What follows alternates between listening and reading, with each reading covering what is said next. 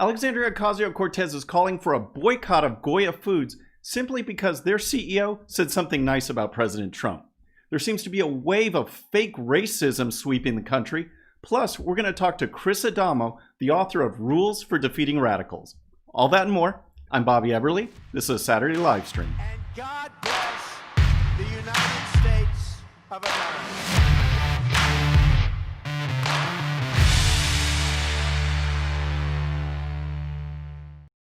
All right, friends, welcome to the show, and thank you for tuning in on this Saturday. I appreciate it so much. We've got some great activity. We've got people super chatting already. We've got Boomer. We got others. It's just so awesome. Thank you so much for tuning in. Leave your questions. Tag Steel for Real, one of our great moderators, along with Joe Heller. Let him know your questions. We'll take questions during the show. At the end of the show, I'll be happy to address them.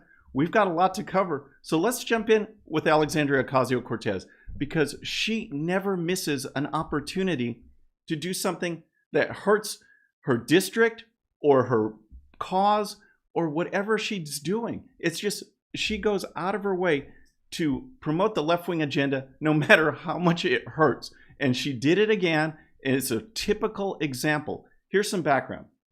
On Thursday, the president gathered together folks for a summit, a roundtable discussion for Hispanic initiatives, how to improve the Hispanic community, what to do, how to make things better. And it was all in preparation for a Rose Garden ceremony where he signed an executive order to promote a new Hispanic initiative, focusing largely on education, charter schools. And here's what the president said. I'm going to fight to ensure that every Hispanic American parent has the freedom and the right to send your child to the public, private, charter, faith-based, magnet, home, or independent school of your choice.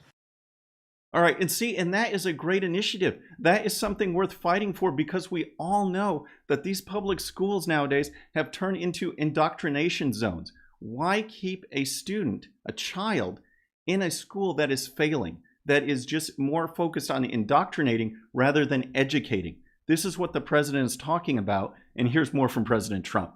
More than 1 million Hispanic American children currently attend charter schools, and nearly 1 in 3 charter school students is Hispanic American. I'm proud that under my administration, we've delivered $1.5 billion for public charter schools. That's a record. All right, see, folks, this was great stuff from the president. He has great support out there, and in this ceremony, part of what he did, he brought up others that are on this commission to improve the lives of Hispanics in this country.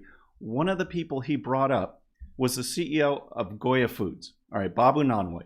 And this guy has been invited to the White House on multiple occasions. He was invited to participate in an Obama initiative. Guess what? He attended. He said good things about the president. So here he gets up, he has the podium, and he talks about how the company got started, how his grandfather came over from Spain in the 1930s, started this company, which is now a multi-billion-dollar international company.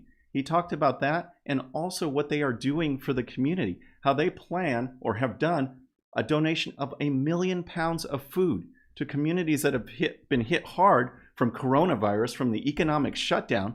This is what his company is doing. All great stuff. No one can say anything bad about it.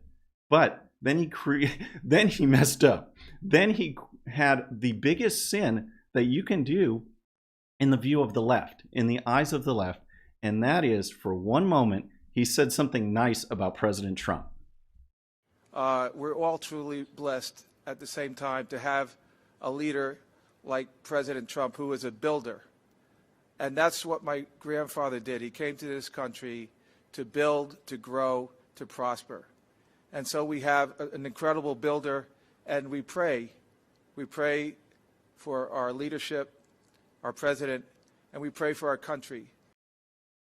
All right, folks, and here's the deal, okay? I tried to give you some background on this whole day, this whole gathering, the whole executive order. There's a lot to it. There are a lot of initiatives out there. There is a lot that we could debate about with charter schools and giving money to religious schools. Have a left-right debate on something like that. But nope. What came out of this during the news cycle? What was the soundbite? Only that comment. That's all people talked about. A Goya boycott started erupting. CBS News covered it. NBC News covered it. Here's a clip from CNN. You are never one to mince words. You say Mr. Unanue is acting as, quote, a prop for a guy who puts brown children in cages. See, I mean, that's outrageous. And that is typical of what the media did with this event. They dismiss President Trump. They dismiss the stuff that he's done that's positive, the things that he wants to do that's positive, the support that he has. They dismiss all of it and focus on that little soundbite. So then comes Alexandria Ocasio-Cortez. She jumps in because, again, she wastes no opportunity to hurt the people that she represents, to hurt Hispanics in the country. Remember Amazon? 25,000 jobs were going to go to her district, probably staffed up a lot with members of her community, minorities that need jobs. 25,000. She said, no way, we're not going to do it. Now she jumps on this company who not only supplies Hispanic cuisine and food staples, but they also help the Hispanic community. She gets on there, she gets on Twitter, and she tweets this. Oh, look, that's the sound of me Googling how to make your own adobo. So I had trouble with that word when we were practicing, but now it came out all right. So now she's talking about a boycott, folks. She's talking about boycotting, and she doesn't even stop there. On a follow-up tweet, she really kind of unleashed and revealed her true intentions. She posted this. Anyways, if you want to support a Texan Latino leader who actually gives a bleep about our community and advances progressive causes, join Julian Castro and I next week in support of People First. All right, and I bring that one up because, again, her motivations and the motivations of the entire left are revealed right there. It's not that you do good for the community. It's not that you help others. You have to embrace and advocate the entire progressive or left-wing agenda. If you don't, if you veer from that, if you stray off the path, boom, they come at you. Look at what's happened to this guy. Look at how much he's done for the Hispanic community, and they come right at him. There were a ton of follow-up tweets to her ridiculous comments. Here's one in particular that I just found right on the money. Did you donate 300,000 pounds of food to organizations, food banks, and soup kitchens in New York and other places to help with COVID-19? Goya did. So that's Alexandria Ocasio-Cortez, folks. Again, Amazon wants to come in and provide jobs? No, we're going to get rid of it. Goya helps the Hispanic community and has built this company. They continue to help. She wants to boycott them. In this age where people are struggling for jobs, they are employing people. She wants to hurt the people that go to work there. If they're boycotted, if they can't sell things, guess what? They can't make payroll. It's absolutely outrageous to attack like this for no good reason except that he supported President Trump. Let me know what you think in the comments. What's up with Alexandria Ocasio-Cortez and what's she going to say next? Because now I want to move on to our next segment, which is this wave of fake racism which seems to be sweeping the country. We see it over and over again because the left has to have that narrative out there. They have to have it. You can't have Black Lives Matter focusing on ending systemic racism if there's no systemic racism. And now they try and build it up. We saw it with Jussie Smollett. Oh, I was attacked. That was fake. More recently, we got Bubba Wallace. We got a pull down in a garage that made a big stink that was a noose. Now, at least Bubba Wallace wasn't behind it. At least he didn't go out on camera with a noose around him like Smollett did. But he sure did milk it in the media. But there's more. There's people that are actually stirring this up to make people think that racism is sweeping the country. We've got Jonathan Lopez. He's running for office in Oregon. He's a left-winger. He goes to the cops because he receives a letter in the mail with racist comments on it, blasting him for his Mexican heritage. He takes it to the cops. The cops investigate. Guess what? He sent the letter to himself. He sent the own letter of this racist threat. And then we have this week the police coming out. Here was a case that happened at my alma mater, Texas A&M University, in late June. A man goes to his car and he sees racist notes on his windshield. Racist notes, and he reports it, and immediately the university leadership comes down and denounces this horrible act. Here's a tweet from the president, a statement that the president of the university put out, and it goes, Yesterday afternoon, I learned of a detestable racist event. Messages of hate were left on the car windshield of a TAMU student. Acts of racism are irreconcilable with the values we uphold here at Texas A&M University. Hashtag President Young. So that was in late June. So guess what? The cops did an investigation. Guess who was behind this? Here's a report from the Washington Times.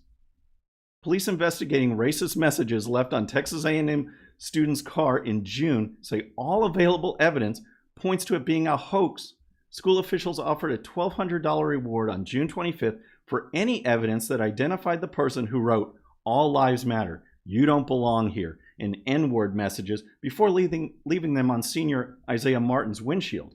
A College Station cop who watched surveillance footage from a nearby pool camera say what they witnessed implicated Mr. Martin himself as the culprit.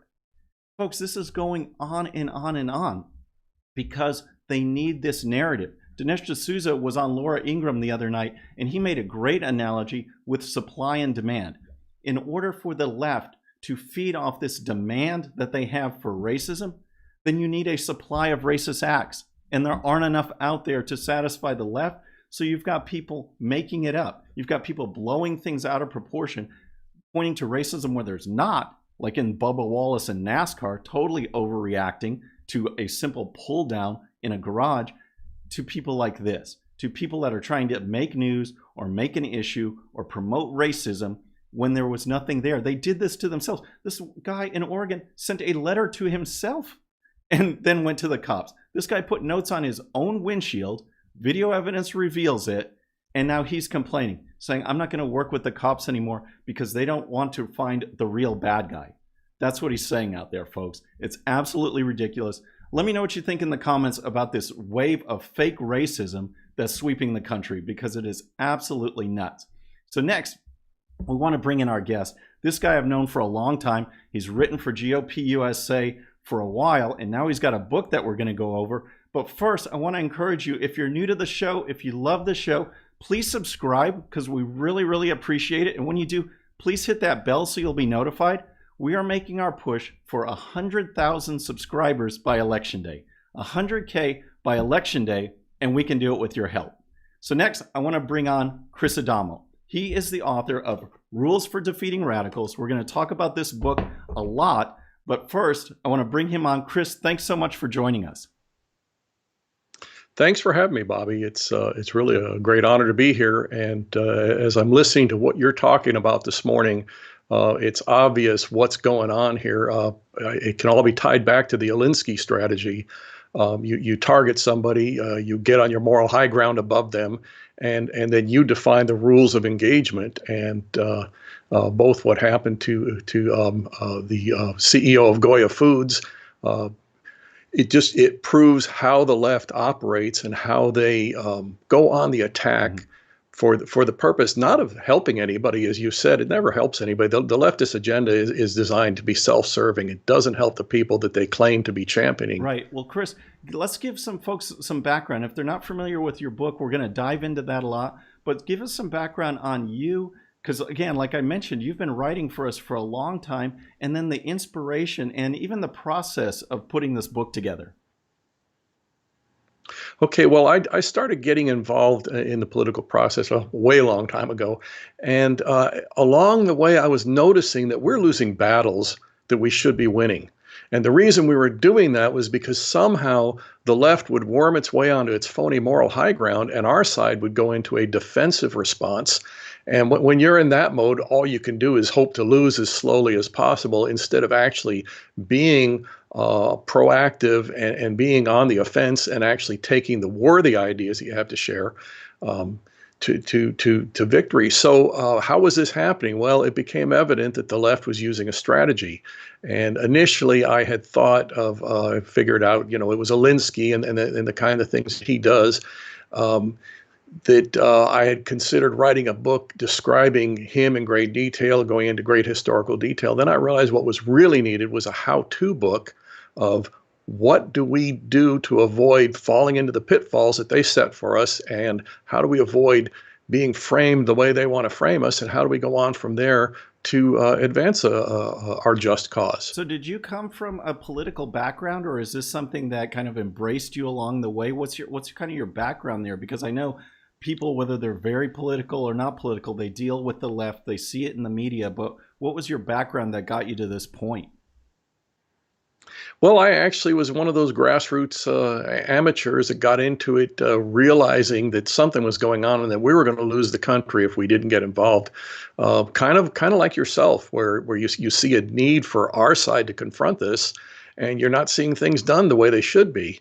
And so I went from there. I've been involved with, I was living in Wyoming for several decades, involved with party politics. And Wyoming, one of the most overwhelmingly Republican states in the nation, so often we'd see how real conservatism would lose because the party was just frankly inept at advancing it, and even in Wyoming, the local media was very hostile and pro-liberal and pro-democrat, and we weren't fighting a strategic battle, and they were.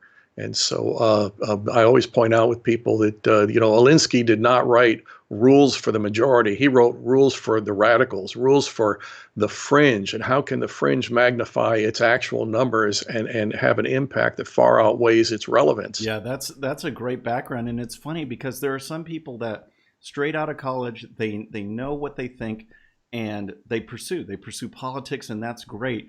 I was more like you. I mean, my background is in engineering and then athletics. And so the only thing I would watch on TV is ESPN. I just watch sports. I'd watch tennis. I'd watch racing, you name it. But that was all I was watching. And then something happened when I was in graduate school. Something in the news. I saw a particular story. These two girls walking home, went through a gang initiation, never made it home.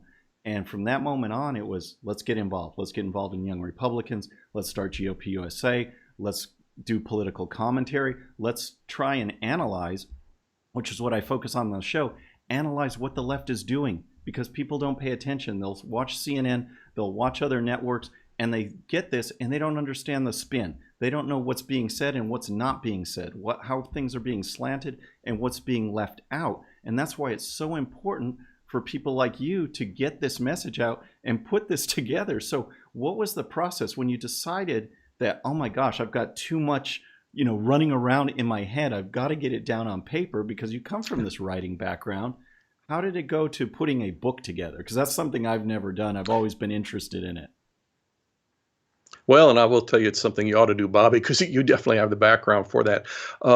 It was a process. The book actually morphed as I was writing it, and I began realizing, again, I was going to do a point by point. Here's one of Alinsky's rules. Here's what we do to counter it.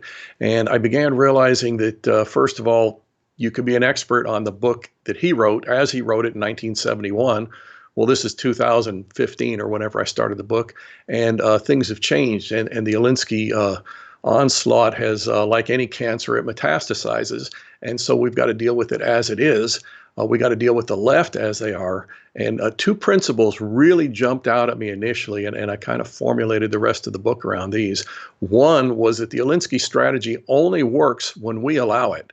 And we can, if we have time, discuss the case of Mike Gundy, the coach of the Oklahoma State football team, and how proof positive that was just a perfect Alinsky attack, that was a complete triumph on their part.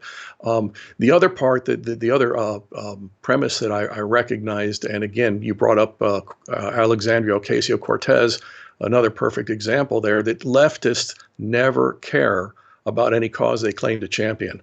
The hate crimes you mentioned and things like that, they all prove the fact that these people see situations not as somebody they can help, something that they can do to reach out to people and make things better for people. They see the plight of others as opportunities to be exploited. The idea of taking any situation and turning it into something that will advance the leftist agenda. Mm-hmm. They don't care what happens to the people involved. Cortez doesn't care one whit what happened to the people that would have had jobs or lost their jobs when Amazon pulled out of her district. The rioters don't care one whit about the innocent business owners whose livelihoods they destroyed, many of which, by the way, were minorities. Right, absolutely. And so Chris, every hold on step of the way you just can take one any second. issue. I want to talk about, I've got to acknowledge Janine, one of our loyal watchers and chatters. Thank you so much for the donation. I really, really appreciate it. Chris, let's talk about ops now, okay? Because what is it? What are the tools? You bring this out in your book, that the strategies that the left uses to advance this agenda. Let's go over some of that, because I find that fascinating, because you have to understand what they're doing before you can then counter it. Right. First of all, the big thing that they've got to do, and let's use the Gundy situation for an example, the coach of that Oklahoma football team. The big thing they've got to do in every situation is claw their way onto their phony moral high ground, because the general public is watching, and your little fringe radicals, if their real agenda is known, people reject it. So what they've got to do is reframe every issue to the point where they're standing up there being the benefactors of humanity. So in the case of Gundy, he wore a One America News t-shirt, a great reputable news station, but the left doesn't like it. So the one player, Chuba Hubbard, gets out and says, I'm not going to play for this guy if because of what he did. Okay, so Gundy, instead of standing his ground saying, hey, we live in America, I can wear the t-shirt, there's nothing illegal about it, it's a good news station, he comes on and apologizes. At that point, he's saying, I was wrong, and Hubbard is suddenly on the moral high ground. And from that point forward, two things happen. First of all, they continue to just flail against Gundy. And the second thing that happens is everybody else out there looks and sees and says, you know what? I better avoid One American News, because that'll get me canned. Right. And so you have this bullying that makes an example of somebody, totally false premises, and the net result is that everybody else out there, including people on our side, are afraid to stand with that person. Right. And so the phony attack works. Right. Yeah. And that's the thing, is that there's fear, and there's fear on many levels where people don't want to speak out. They know what they believe, but it's like, hey, I might like One America News, but now they won't wear the t-shirt. I like that MAGA hat. Exactly. Now they won't go out and do that. And the thing that I thought was so fascinating about Mike Gundy, as far as these lessons in what the left does, is as soon as you go down that path of apologizing for something you shouldn't apologize for, you're toast. You're done. I mean, I couldn't believe that he actually did it. He felt pressure. People, ESPN, I ran some Max Kellerman clips saying how bad One America News was, saying how bad Mike Gundy is. They had another commentator who said Mike Gundy should be fired for wearing the shirt. So they bring all of this down on him. Then he apologizes. Guess what they do? They bring more down on him. They don't like his apology. They said it was insincere. They said it was forced. So whether he apologized or not, it wasn't going to score any points on the left, because he's not part of the club, and they know it. So they are going to attack him regardless of what he does. So why not hold your ground? Because the apology bought him nothing with the left. Nothing at all. You're absolutely right. Furthermore, the apology validated them. Yeah, absolutely. Right. And so why you give in? Why do you apologize just to calm some administrators, when instead of people need to sit down and say, look, this is wrong, folks. I'm not going to apologize because I wore a t-shirt. Can someone in the administration please get on Twitter and put that out there, saying we support Mike Gundy because he wore a t-shirt? It's an accredited news organization. Just as if someone would wear a t-shirt from MSNBC, no one's going to say that you can't wear that. One America News, same kind of thing, and yet he's attacked for it. So what are you seeing out there as far as the media tactics regarding coronavirus? Because we've seen everything. It's like whatever President Trump says, they're going to say the opposite, regardless of if they just said something counter a day ago, or a week ago, or a month ago. Well, you're absolutely right about that. And the one thing we do wrong every step of the way that when they pull this stuff is we take their latest attack and their latest accusation and we try to treat it as legitimate. As far as a coronavirus is concerned, right now, game, set, and match all come down to whether or not we should be wearing masks. And I mean, that literally, if our side comes out and says, you know what, we're wrong, we should have admitted we should have been wearing masks all along, whereas with the abundance of medical evidence says, no, this is not the deciding factor in the virus. But if we make that apology, at that point, then we are guilty as accused by the left of it was really entirely our fault that all those people died. We murdered all those people. And rule number one of my rules for defeating radicals is to never apologize unless you've actually done something wrong. And if you do apologize on a false premise like that, you validate the accusation. And excuse me, Gundy is proof positive of that. Right. You know, one of the things that I found interesting with this whole mask debate, and it's ongoing, is the use of anecdotal evidence. I saw this one picture the other day where a guy was coughing into petri dishes, and guess what? Some bacteria grew, and he tried to make that as evidence that, you know, this mask can help you. Well, that's not an official, you know, double-blind study and taking people that are sick and taking people that aren't sick. It's anecdotal evidence. But that's exactly what the media denounced when it came to hydroxychloroquine. They said there's no official studies out there. You can't do it. It didn't matter if doctors were coming over and saying, oh man, these guys are being cured. It's treating them. They're getting better. They're not dying. Oh, that's anecdotal evidence. Now we actually have studies that show that they were right all along, but the left, they don't care. They'll blast something because of anecdotal evidence. They'll support something because of anecdotal evidence as long as it promotes their narrative. So what are some of these other tools, these other rules that they do as far as attacking conservatives and promoting their message?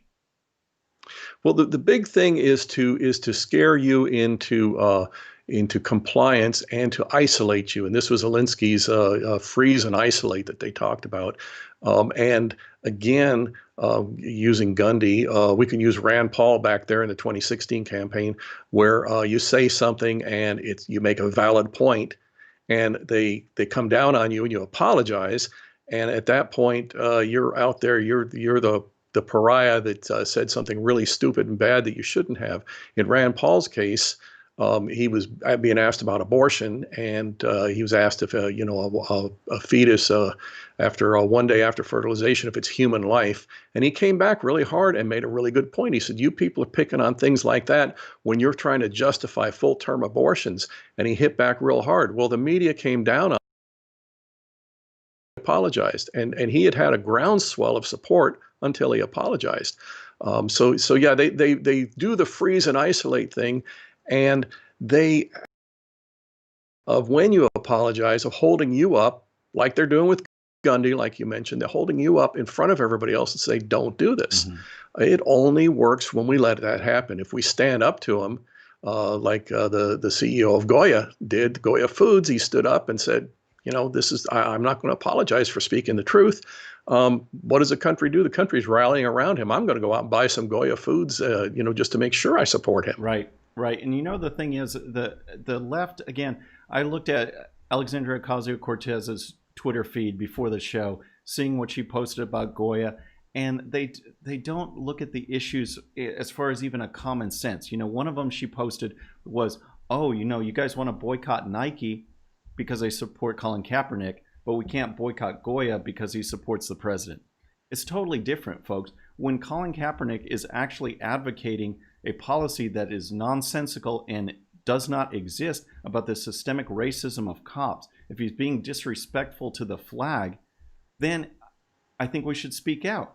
But this guy, the CEO, didn't do anything like that. All he did was praise the president in the presidential setting. He's at the White House. This is something he did for Barack Obama too.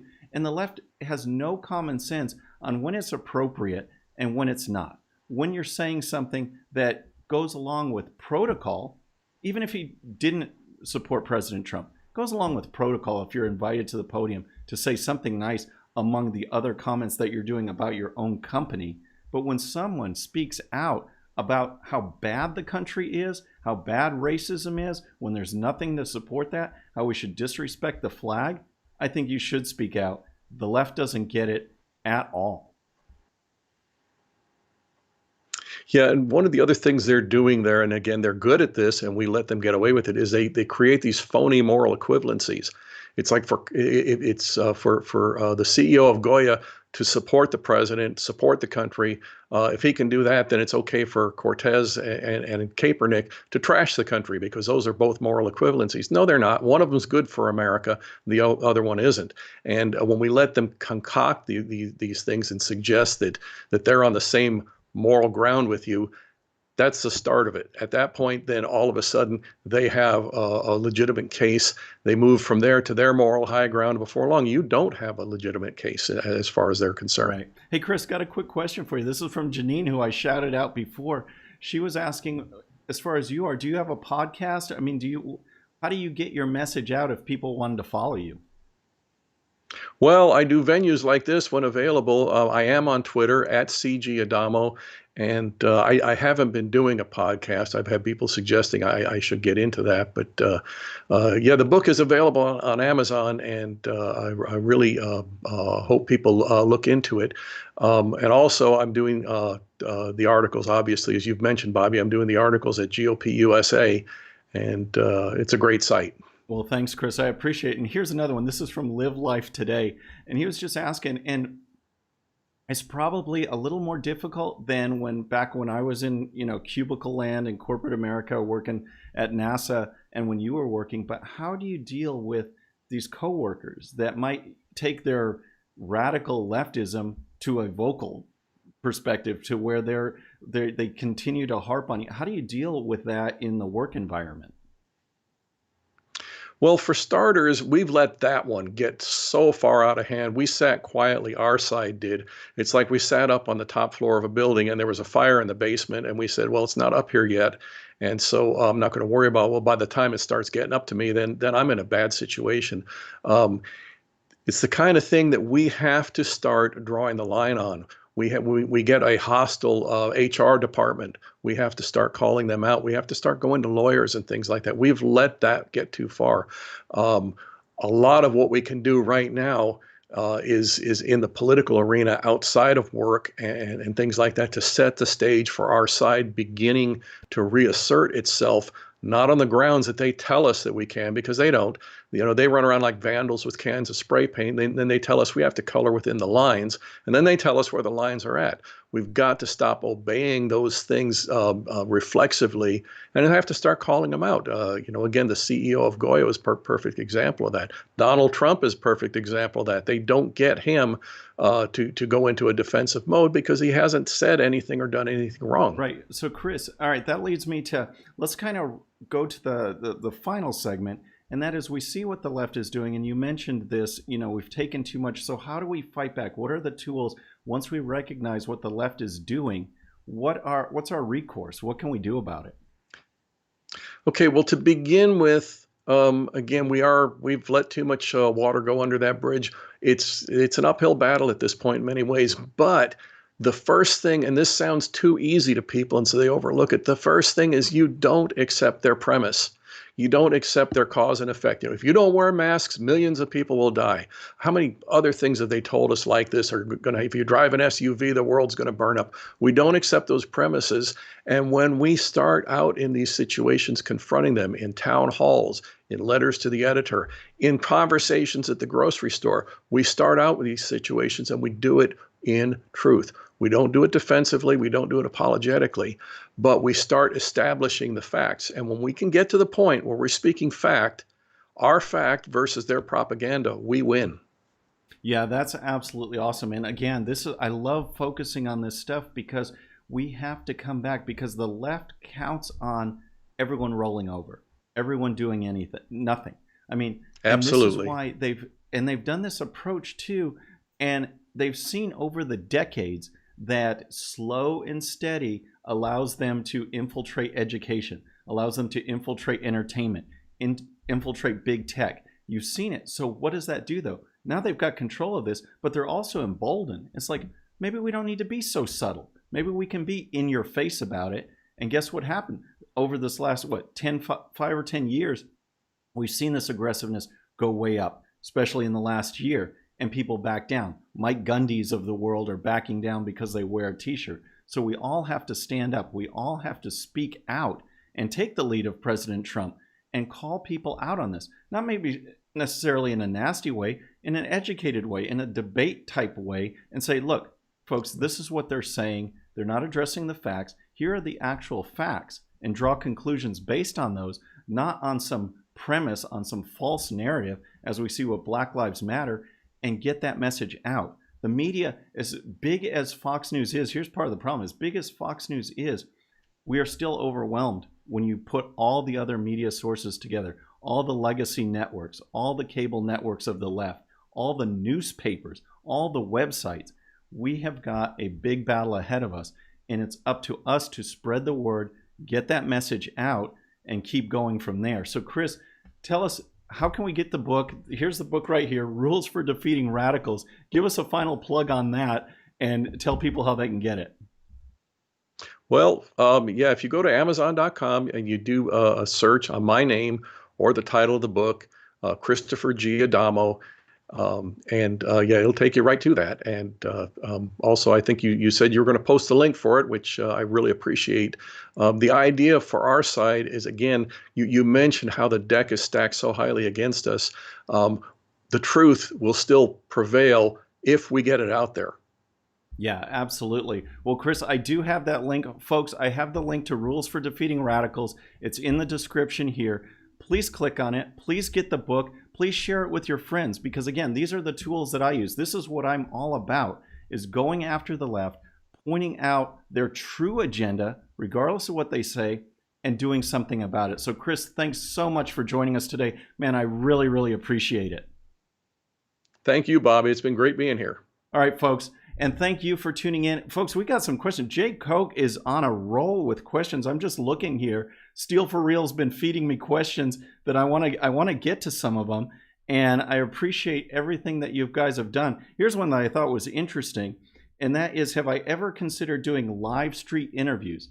There's a guy, I am involved in some YouTube groups where we kind of share content and strategies on growing channels. And there's one guy in New York who is awesome at this. He's got great camera work, and he goes and he has a topic, and then he just goes inside New York City and asks people about it. I absolutely love that, and I'm going to try and do that too, because we always want to do things. You know, we did the 13-minute news hour for over a year before we jumped into live shows. Now we've got the live shows going. We want to get those better. And just a quick plug, 2 weeks from now on our next live show, we've got Lieutenant Colonel Alan West. He's going to be awesome. Former military, former congressman. He's here in Texas now. He's a good guy. He's a great guy. We're going to talk in 2 weeks, so tune into that show. But I'm always looking for ideas, folks. I always want to try things, and I think live street interviews would be really awesome, and I appreciate that question. And then also, folks, thank you so much for the contributions. Thank you for the Super Chat. I mean, this is how we grow. Everything that comes in from Super Chat is going back out into the show. We've got a new camera that I'm looking at right now that we're using. We've got new lighting. We're totally always working on the production to try and bring it. And it's just a lot of fun. I enjoy doing it. And again, thank you guys so much for tuning in. Again, next week, we're back to our regular 13-minute news hour, Monday, Wednesday, Friday. And then the Saturday after that, live stream with Lieutenant Colonel Alan West. Please tune in for that. But for today, this is our show. Thank you so much for tuning in. Please subscribe. And when you do, please hit that bell so you'll be notified. And we'll see you next time. I'm Bobby Eberle. This is Saturday Live Stream.